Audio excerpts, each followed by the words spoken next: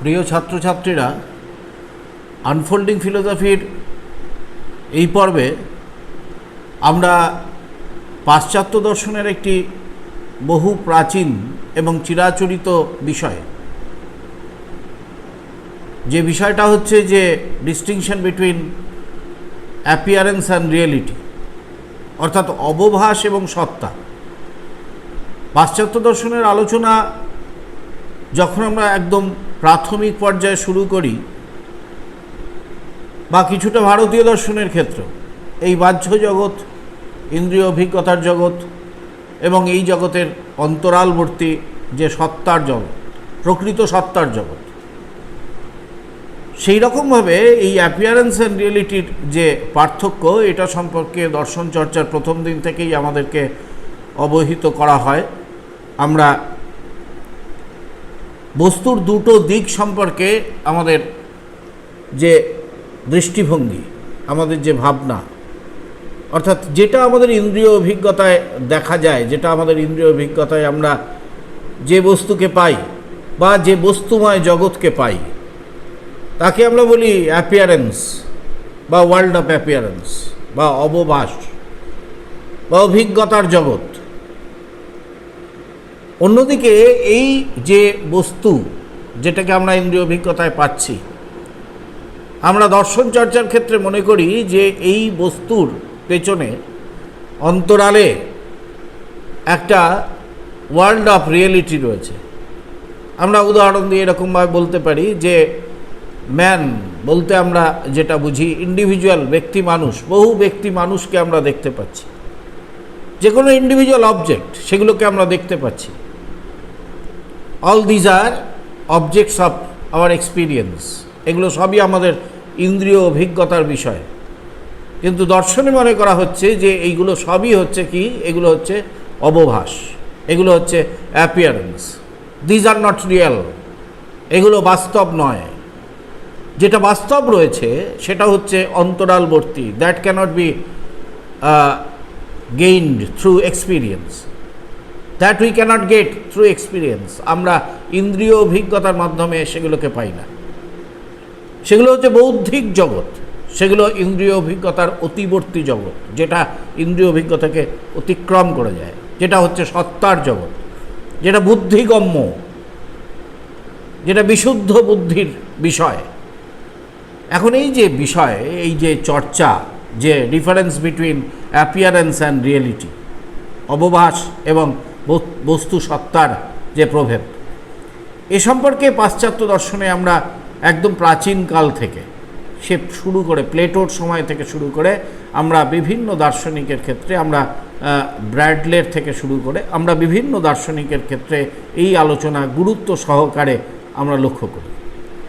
আজকে আমাদের আলোচনার বিষয় হচ্ছে যে বার্টন রাসেল, তোমরা জানো যে বার্টন রাসেল পাশ্চাত্য দর্শনের ক্ষেত্রে, যেমন পাশ্চাত্য দর্শনের ভাষ্যকার হিসাবে আমরা বার্টন রাসেলকে আমরা উল্লেখ করতে পারি, ঠিক একইভাবে তার দার্শনিক প্রজ্ঞা, মনন,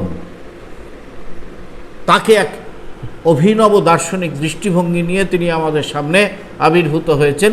তিনি আধুনিকতার দৃষ্টিভঙ্গি থেকে আমাদের পাশ্চাত্য দর্শনের বিভিন্ন বিষয়কে ব্যাখ্যা করেছেন, আমাদের কাছে উপস্থিত করেছেন, অর্থাৎ re-explanation from the view point of modern philosophy. আজকে এই বার্টন রাসেলের একটি বিখ্যাত বই, দ্য প্রবলেমস অফ ফিলোসফি, এই প্রবলেমস অফ ফিলোসফিতে আমরা দেখি যে তিনি এই অ্যাপিয়ারেন্স অ্যান্ড রিয়েলিটি সম্পর্কে একটি গুরুত্বপূর্ণ আলোচনা উপস্থিত করেছেন। আমরা এই আলোচনাটাই আজকে তোমাদের সামনে তুলে ধরবার চেষ্টা করব।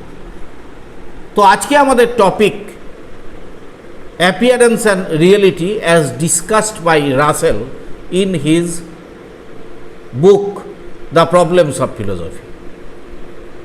তোমরা জানো যে ভৌত পদার্থের অস্তিত্ব সম্পর্কে আলোচনার যে ভূমিকা বা প্রস্তাবনা হিসাবে রাসেল তার দ্য প্রবলেমস অফ ফিলোসফি গ্রন্থে প্রথমেই যে প্রশ্নটি উত্থাপন করেছেন, the way in which he started with a question, একটা প্রশ্ন নিয়ে তিনি সূত্রপাত করছেন। তিনি বলছেন যে এই জগতে এমন কোনো সুনিশ্চিত জ্ঞান আছে কি যা কোনো বিচারশীল মানুষের সন্দেহের অতীত, যেটাকে আমরা সন্দেহ করতে পারি না। তার মতে যে টেবিলের ওপর বই রেখে আমি পড়াশোনা করছি তার অস্তিত্ব কি দর্শনসম্মত বিচার বিশ্লেষণের মাধ্যমে প্রতিষ্ঠা করা সম্ভব? আমরা কি দর্শনসম্মত বিচার বিশ্লেষণের মাধ্যমে তার অস্তিত্বকে আমরা প্রতিষ্ঠা করতে পারি?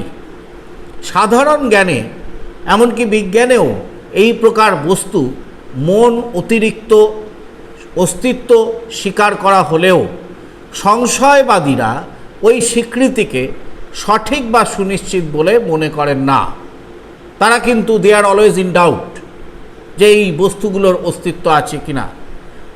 রাসেল তার প্রবলেমস অফ ফিলোসফি গ্রন্থের সূচনায় বলেছেন যে সাধারণ জ্ঞানের অথবা বিজ্ঞানের বিচারের মাধ্যমে, এমনকি দার্শনিক বিশ্লেষণের মাধ্যমেও অভিজ্ঞতালব্ধ কোনো ভৌত পদার্থের অস্তিত্ব নিঃসন্দিগ্ধভাবে প্রতিষ্ঠা করা সম্ভব নয়। এর কারণ হিসাবে রাসেল বলছেন যে অভিজ্ঞতালব্ধ জ্ঞানের উপাদান এবং ভৌত বিষয়ের মধ্যে যথেষ্ট প্রভেদ রয়েছে। অবশ্য একথা ঠিক যে ভৌত বস্তু বাস্তবে না থাকলে আমার সামনের যে টেবিল তার মতো ভৌত বস্তু আমার অভিজ্ঞতার বিষয় হতে পারে না। রাসেলের মতে ভৌত পদার্থের অস্তিত্ব বা অ্যাপিয়ারেন্স এবং স্বরূপকে বা রিয়েলিটি কেন্দ্র করেই হলো এই দার্শনিক সমস্যার উদ্ভব, এবং দর্শনের জগতে এই সমস্যা দীর্ঘদিনের একটি অমীমাংসিত বিতর্ক, যেটা আমাদের কাছে এখনো পর্যন্ত চলেছে। অস্তিত্ব ও স্বরূপের এই বিতর্কের সূত্র ধরেই রাসেল অভিজ্ঞতাবাদ ও বুদ্ধিবাদকে সমর্থন করেও রেনে ডেকার্টে তার যে সংশয় পদ্ধতি, সেই সংশয় পদ্ধতিকে অনুসরণ করেছেন। তিনি ভৌত জগৎ প্রসঙ্গে প্রশ্ন করেছেন যে ভৌত জগৎ প্রসঙ্গে এমন কোনো জ্ঞান কি সম্ভব যাকে বিচার বুদ্ধি সম্পন্ন কোনো মানুষ সংশয় করতে পারে না? এই প্রকার নিশ্চিত জ্ঞানের অনুসন্ধান প্রসঙ্গেই রাসেল অবভাস ও বস্তু সত্তার, অর্থাৎ অ্যাপিয়ারেন্স অ্যান্ড রিয়েলিটি, তার মধ্যে পার্থক্যের অবতারণা করে বিষয়টিকে ব্যাখ্যা করেছেন। সাধারণ জ্ঞান ও বিজ্ঞানে যাকে বস্তুর আসল রূপ বলা হয়, দর্শনে তাকে বলা হয় অবভাসিত রূপ। অভিজ্ঞতার সমস্ত বিষয়কেই দার্শনিকেরা অবভাস বলেছেন। যা অবভাস তা ব্যক্তিভেদে, সহায়ক যন্ত্রভেদে ভিন্ন ভিন্নভাবে প্রতিভাত হয়, কিন্তু বস্তু সত্তা সর্বদাই সকলের কাছে অভিন্ন হয়ে থাকে। রাসেল বলেন যে সূর্য থেকে বিচ্ছুরিত আলো পৃথিবীতে পৌঁছতে 8 মিনিট সময় লাগে। তাহলে যে সূর্য আমি এখন দেখি, অর্থাৎ যেটা অবভাস, তা 8 মিনিট পূর্বের সূর্য, যা অবভাসের অন্তরালবর্তী বস্তু। এই 8 মিনিট সময়ের ব্যবধানে সূর্য ধ্বংস হয়ে গেলেও, অর্থাৎ না থাকলেও, সূর্য আমার কাছে প্রতিভাত হবে। কিন্তু এর থেকে স্পষ্ট যে অবভাসিক যে ইন্দ্রিয় উপাত্ত, যেটা আমার সামনে প্রতিভাত হয় এবং সৎ বস্তু অভিন্ন নয়। দ্য প্রবলেমস অফ ফিলোসফি গ্রন্থের সূচনায় রাসেল আমাদের দৈনন্দিন জীবনের কয়েকটি সহজ সরল অভিজ্ঞতালব্ধ বিশ্বাসের উল্লেখ করেছেন। কেননা তার মতে অভিজ্ঞতা থেকেই জ্ঞানের সূত্রপাত হয়ে থাকে। তবে অভিজ্ঞতালব্ধ জ্ঞানের ভ্রান্ত হওয়ার সম্ভাবনাই বেশি, কেননা তাদের কিছুটা বিশ্লেষণ করলেই তাদের অন্তর্নিহিত বিরোধ আমাদের সামনে স্পষ্ট হয়ে থাকে। রাসেল টেবিলের দৃষ্টান্ত দিয়ে বলেছেন যে চোখ দিয়ে দেখি যে টেবিলটি আয়তাকার, বাদামি এবং চকচকে। স্পর্শ করে জানি যে টেবিলটি মসৃণ, শীতল ও কঠিন। এসবই হলো সাক্ষাৎ প্রত্যক্ষের বিষয়, ইন্দ্রিয় উপাত্ত, কিন্তু এগুলো টেবিল নয়। অন্য কেউ টেবিলটিকে এভাবে জানলে তারও একই রকম অভিজ্ঞতা হয়ে থাকবে, অর্থাৎ লৌকিক বিশ্বাস অনুসারে সকলের অভিজ্ঞতা কিন্তু একই রকম, এক্ষেত্রে কোনো জটিলতা দেখা যায় না। তবে এই সব লৌকিক বিশ্বাসের যৌক্তিকতা বিচার করতে গেলেই এদের মধ্যেকার অন্তর্বিরোধ আমাদের সামনে স্পষ্ট হবে, যে অন্তর্বিরোধকে রাসেল অবভাস ও বস্তু সত্তার বিরোধ রূপে উল্লেখ করেছেন। ইন্দ্রিয় অভিজ্ঞতার মাধ্যমে যাকে আমরা জানি বা জানতে পারি তা স্বস্বরূপে বস্তু সত্তা বা রিয়েলিটি নয়, তা হলো সত্তার অবভাস বা অ্যাপিয়ারেন্স, যা ইন্দ্রিয় উপাত্তের মাধ্যমে আমাদের সামনে প্রকাশিত হয়ে থাকে। রাসেল প্রথমে টেবিলটির রং প্রসঙ্গে উদ্ভূত জটিলতার উল্লেখ করেছেন। যদিও আমরা মনে করি যে টেবিলটির ওপরের সবটাই একই রকমের বাদামি, কিন্তু আলোকের প্রতিফলনের তারতম্য অনুসারে রঙেরও তারতম্য ঘটে থাকে। কোথাও অতি উজ্জ্বল রং, আবার কোথাও সাদাটে, কোথাও অনুজ্জ্বল বাদামি, এই রকমভাবে আমাদের সামনে প্রতিভাত হতে পারে। তেমনি আবার মাথাটিকে এদিকে ওদিকে ঘুরিয়ে নিলেও রঙের তারতম্য ঘটতে পারে। এর থেকে বলা যায় যে একই সঙ্গে অনেক লোক টেবিলটিকে দেখলে তাদের দৃষ্টিভঙ্গি একরকম নাও হতে পারে। আমাদের ব্যবহারিক জীবনে এই পার্থক্যের তেমন গুরুত্ব না থাকলেও রাসেলের মতে একজন চিত্রকরের কাছে এই পার্থক্য যথেষ্ট পরিমাণে গুরুত্বপূর্ণ। তিনি বলেন যে এখানেই অবভাস ও সত্তাকে কেন্দ্র করে বিষয় যেভাবে প্রতিভাত হয় এবং বিষয়টির প্রকৃত স্বরূপ কেমন, এই বিষয়টিকে কেন্দ্র করে দর্শনের জটিল সমস্যা দেখা দেয়। জটিল সমস্যা যেটা হচ্ছে অবভাস এবং বস্তু সত্তা। টেবিলের উপরোক্ত রঙের আলোচনা থেকে এই সিদ্ধান্তই আমাদের করতে হবে যে টেবিলের বিশেষ কোনো একটি রং আছে এমন কথা অসংকোচে বলা যাবে না। রং প্রসঙ্গে রাসেল আরও বলেন যে রঙিন চশমার মাধ্যমে টেবিলটিকে দেখলে টেবিলের রং চশমার রং অনুসারে পরিবর্তিত হয়ে থাকে। তাহলে টেবিলের রং কেবল দর্শকের ওপরেই নির্ভর করে না, পারিপার্শ্বিক অবস্থার ওপরেও নির্ভর করে থাকে।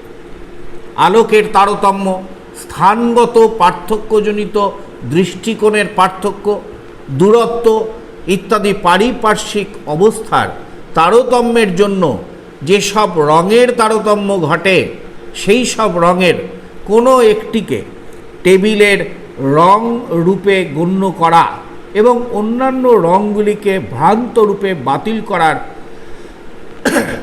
কোনো যুক্তি নেই।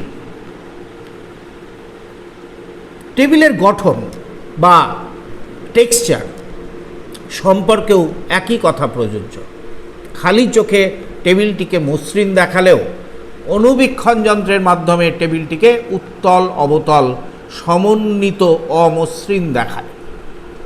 আমাদের স্বাভাবিক প্রবণতাবশত আমরা অণুবীক্ষণ যন্ত্রে দেখা টেবিলটিকে অধিক যথার্থ বলে মনে করে থাকি, কিন্তু অধিকতর শক্তিশালী অণুবীক্ষণ যন্ত্রের মাধ্যমে দেখলে আমাদের পূর্বের ধারণা কিন্তু ত্যাগ করতে হবে। আসলে খালি চোখের প্রত্যক্ষের ওপর নির্ভর করা না গেলে অণুবীক্ষণ যন্ত্রের ওপরেও কিন্তু নির্ভর করা যাবে না। কেননা তা হলো অণুবীক্ষণ যন্ত্রের চোখ দিয়ে দেখা। সেক্ষেত্রে সিদ্ধান্ত করতে হয় যে টেবিলের গঠনগত অবয়বকেই আমরা জানি, আসলে টেবিলের প্রকৃত গঠন কিন্তু আমাদের পক্ষে জানা সম্ভব নয়। টেবিলের আকার আকৃতি, শেপ অ্যান্ড সাইজ নিয়ে টেবিলটি আমাদের সামনে যেভাবে আবির্ভূত হয় সেখানেও আমরা টেবিলের অবভাসকেই জেনে থাকি। একই টেবিলকে নানা দিক থেকে দেখলে নানা রকমের মনে হবে। সেক্ষেত্রে প্রশ্ন হলো, টেবিলের সঠিক আকৃতিটি কেমন?